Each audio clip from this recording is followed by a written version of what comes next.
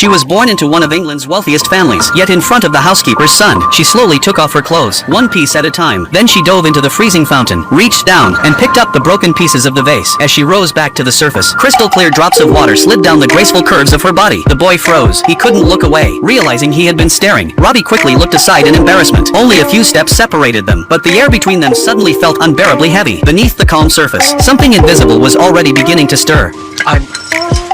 Without giving Robbie a chance to explain, Cecilia gathered up the broken vase and walked away. After she left, Robbie reached out and gently touched the water that had just gone still, as if her warmth were somehow still lingering there. But someone else witnessed everything. From an upstairs window, Cecilia's 13-year-old sister, Bryony, watched the entire scene. She was far too young to understand the complicated emotions between adults. Instead, she reached one unquestionable conclusion. Robbie must have threatened her sister. That single misunderstanding took root in Bryony's heart, grew quietly over time, and eventually became a towering tree that blocked out the truth and led to a tragedy that could never be undone. Bryony loved writing. She had an imagination far beyond her age and a strong desire to shape the world through words. She also had a special attachment to Robbie. She always wanted to be around him. She would beg him to teach her how to swim. One day, she deliberately jumped into the water just to see if Robbie would save her. Without a second of hesitation, he dove in after her and pulled her safely back to shore. But instead of feeling relieved, Robbie was furious. He thought she had recklessly put both their lives at risk. Bryony, however, was thrilled. Save me! You were a child!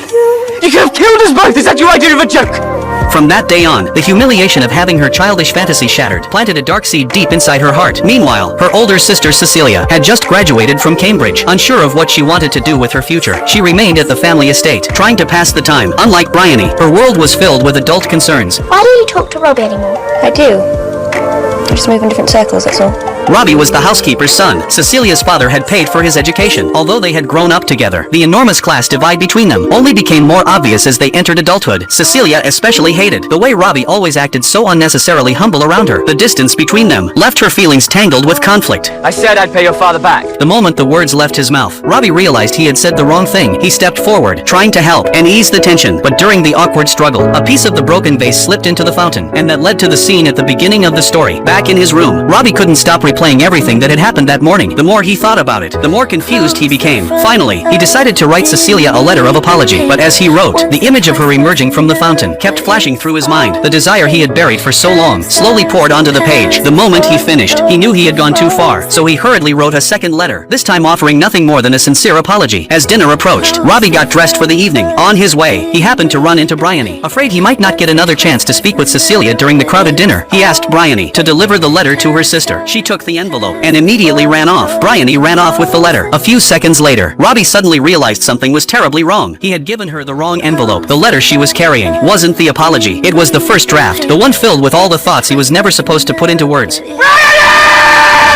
But it was already too late. The moment she was out of sight, Bryony tore open the envelope to a 13-year-old girl. The explicit language inside was shocking. The words hit her like a slap. Instantly, the scene she had witnessed by the fountain that morning merged with the contents of the letter. Disgust surged through her, and for the first time, she tasted jealousy. Unexpectedly, the letter did not anger Cecilia. Instead, its raw honesty finally confirmed something she had long suspected. Robbie's feelings for her were every bit as real as her own. God, I'm so sorry. It was the wrong version. Yes. It was never meant to be read. No.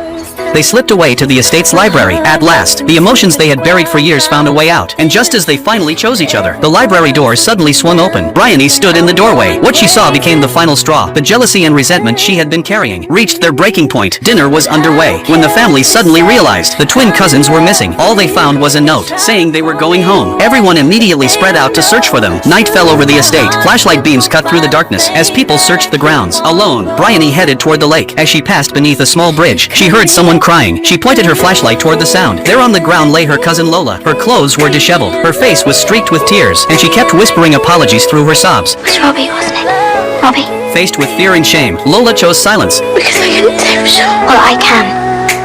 And I will. When the police questioned her, Bryony didn't hesitate for a second. She insisted that Robbie was the attacker. Yes. I did. I saw him. With your own eyes? Yes. I saw him. I saw him with my own eyes. To support her accusation, she went into Cecilia's room and found the letter Robbie had written. Then she handed it over to the police. Aside from Cecilia and Robbie's mother, almost everyone believed Bryony. After all, an outsider from a lower-class background made the perfect suspect. The cruel irony was that it was Robbie who eventually found the missing twins, but he had no idea that handcuffs were already waiting for him, along with a crime he could never disprove. I love you. Come back.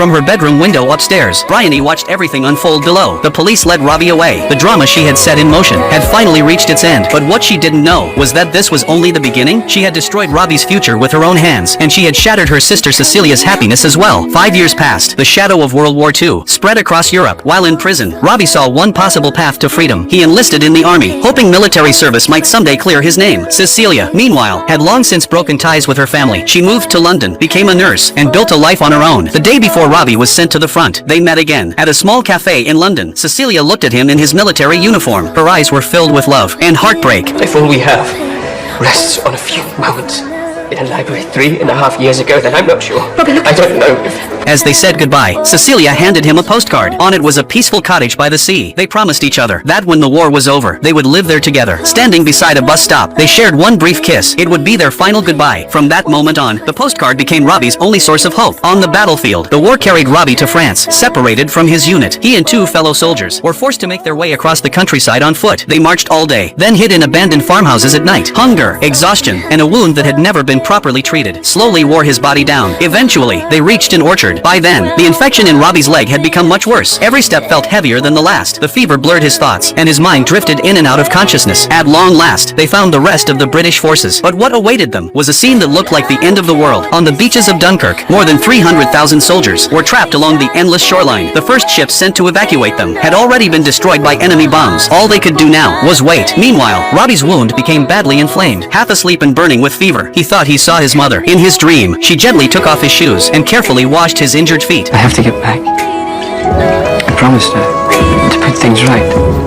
And she loves me. She's waiting for me. He lay curled up in the corner of a basement. One of his friends told him to get some sleep. By morning, another rescue ship would surely arrive. Holding tightly to his memories of Cecilia, Robbie slowly drifted off to sleep. The story then shifts away from Dunkirk. While Robbie struggled to survive on the battlefield, 18-year-old Bryony was training to become a nurse. She had given up the chance to attend college and chose the same profession as Cecilia. For her, it was both a punishment and a way to atone. She scrubbed her hands over and over, as if she could wash away the guilt buried inside her. But no matter how hard she tried, she could never free herself from what she had done. She wrote letter after letter to Cecilia, hoping to confess everything in person, but every one of them went unanswered. She even wished that Robbie would appear among the wounded soldiers at her hospital, so she could care for him herself and somehow make up for the life she had destroyed. Then one day, she saw a newsreel showing her cousin Lola. Lola was about to marry the wealthy chocolate manufacturer Marshall. Carrying a heart full of conflicting emotions, Bryony went to the church where the wedding was being held. As the priest recited the sacred marriage vows, her thoughts were pulled back to that night 5 years earlier, and the secret she had buried in her heart all those years was finally about to change her life forever.